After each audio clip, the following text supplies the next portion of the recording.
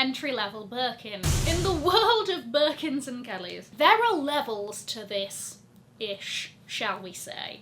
And this is the ground floor. I just thought that this would be an interesting video to sort of talk about the different graduating levels of the Birkins and the Kellys, what people who are like really into Birkins and Kellys sort of deem to be the ladder. It's a fascinating little world, the Hermès quota bags, whether you're looking to climb the quote-unquote ladder yourself, or maybe you're just nosy, like me.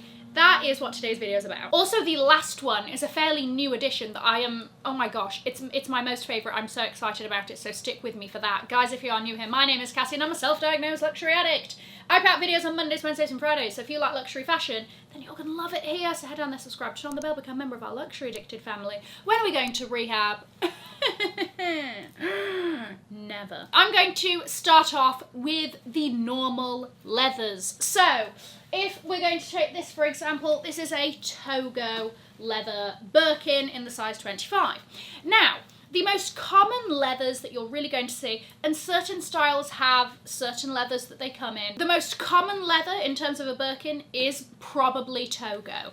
Other sort of most common leathers with different styles are going to be Epsom for Kellys, or Cellier pieces, which is that more structured style, or Chev. When it comes to like a mini Kelly, the most popular leathers are Epsom or Chev. Chev is a goat skin leather and it has a little bit more of this shiny sort of finish to it. And I believe there's about 28 different kinds of leathers that are in the Hermès universe. Certain ones are a bit more rare, certain ones only will come with certain bags or have been discontinued over the years, or like might just make a special little comeback every once in a while. But like I said, for Birkins, your most common is Togo. It's soft, it's durable, it has a grain on it. It's a very sort of quote-unquote foolproof leather. You don't need to baby it too much. It kind of looks after itself, but it does sort of soften and slouch over time. The other thing with all of the leathers is that depending on what leather you go for, or end up being offered, the colour can shift quite hugely on different leathers. For example, it can look a lot more rich on one kind of leather and a lot more sort of like pastel and watered down on another kind of leather. So not only does it adjust the feel of the bag, the durability of the bag, but also the colour payoff as well. Some other examples of leathers: box leather. This one is the one that puts the fear of God into my soul. It is shiny, it is flat, there's no grain on it, it therefore scratches easily, but it is a very sort of highly regarded leather because it is very sort of edgy looking, especially when you have silver hardware on top of it. It does give an edge. All of these different leathers give a bit of a different look as well. Like, you can tell the personality of the bag is different with a box leather bag and with a Togo leather, you know? Epsom is a bit more of a hard wearing leather. It's actually grain embossed and it's stiffer, which is why it tends to be in those sort of Cellier styles. That's not really a style that's going to sag over time. That's going to keep its shape. The rest of the rungs of the ladder, is it a rung? I think it's called a rung. The remaining rungs of the ladder sort of come in no particular order, right? But I'm going to throw them out there. Let's talk about blue box bags. A normal Hermès bag comes in an orange box. They all do. But the normal Hermès box has a flat sort of white interior. You know, you'll get tissue paper in there. The bag will be leaning on a sort of quote-unquote bed of tissue paper. It's in a beige dust bag, and that's the sort of standard experience. A blue box bag are special edition Birkins Kellys quota bags. These come with a navy blue interior. On the inside of the top of the box, it has a gold foil stamped Hermès logo. And the bag can either be a beige dust bag with a blue logo on it, or a silk navy dust bag. Examples of blue box bags include the Birkin Rock bag. This is the one that's got all sorts of like pockets and hardware dangling off of it for little to next to no reason. The Bolide on wheels, as the name suggests. The Picnic Kelly, very highly sought after Kelly bag there, especially for the spring, summer. The Shadow Birkin, which has no hardware. Everything is embossed onto it, so it looks like a Birkin, but it's not, but it is. That's a blue box bag. The Shadow Birkin clutch, similar thing, but a clutch style. The Kelly on Desorde,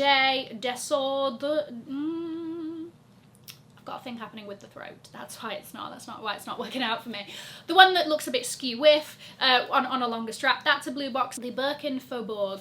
This is the one that has the facade of the Hermès flagship store on the front of it. It's very cute, okay? I touched one not that long ago, not mine. But it is very adorable and all of that. These bags are even more limited than the normal leather bags, and we all know about the Hermès game and all of that. So in these situations, it's either you have a really, really great relationship with your SA, they know that you're after something like this, or you are definitely, you know, a sort of Hermès collector and you're sort of ticking off your Hermès bags, as it were. Then we move on to the special orders. Again, these are offered by SAs to select clients. I believe it's 2 clients every season, and there's 2 seasons in the year that they can offer this to. However, contrary to popular belief, I think that there is a lot of sort of thought that when you get offered a special order, you can choose anything under the sun, whatever colour combination you want and all of that. That's not true. Each season has a specified list of colours, leathers, and I believe bag styles that you can choose from to create your special order Birkin. Everything else from then on is a little bit a la carte. It used to be that you just had to sort of like think really hard about how the bag would look and hope for the best, and hope that in a year to 2 years time it comes back and it doesn't look hideous based on what you've chosen. But I do believe that they have a bit of a an online setup that allows you to visualise the bag a little bit easier. But there are 3 styles that you can sort of choose from on how to design the bags when you're offered a special order. I shall use this to demonstrate. The line style is basically when all of the bag is one colour and the stitch is contrasting. Then you have verso, and that is when the outside is all one colour, the stitch is contrasting, and the inside is a different colour. Then you have the multicolour. This is my personal favourite. And this one is basically your exterior is going to be one colour. The flaps, the sangles, the handles, and the clochette are all going to be another colour. Also the piping. The inside can also be another colour, and then the stitching is whatever you want. Now for the Cellier styles, there is the option of casaque, which is where they do the two-tone, where they split it. Okay, so that also I do believe for some seasons is available as a choice. It takes varying different timelines for them to create this custom bag for you. It's usually between a year to 2 years time. I've heard of more, I've heard of less. There is also a choice of different hardware. Gold, silver, brushed gold, palladium, brushed palladium. And how do you know it's a special order? Because there is a horseshoe stamp by the Hermès stamp in the bag. Then we talk about exotics, and there's 2 ways to do exotics within Hermès. Either a touch or a full exotic bag. The touch was introduced in 2018 and basically is where the body of the bag is a normal leather, and then the flap and the handles are in an exotic leather. And the sangles, which are the arms of the bag are the sangles. This sort of allows you to not have to commit fully to a fully exotic bag, which people have their preferences on that, and also it's not the most, they're actually far more delicate than you would assume they are. The touch comes in alligator, crocodile, or lizard, I believe. Then you have fully exotic bags. And I kind of feel like, and this is somebody who love my Hermès bags, I obviously know the ones that I would like to go after currently, cough, the shoulder Birkin cough. But it's sort of seen like if you're in these Hermès circles and you take it seriously, then an exotic is really the tip of the top before the one particular exotic that I'm going to talk about, right?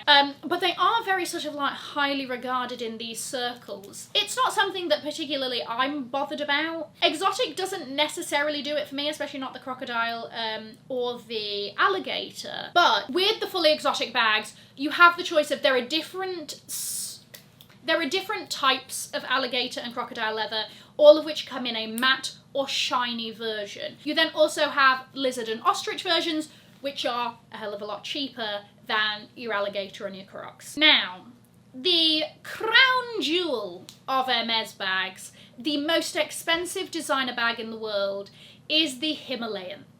This is the famous, like, ombre white to sort of beigey, browny bag that you see, and the one that's the top of the iceberg is the Himalayan Birkin with the white gold and diamond hardware.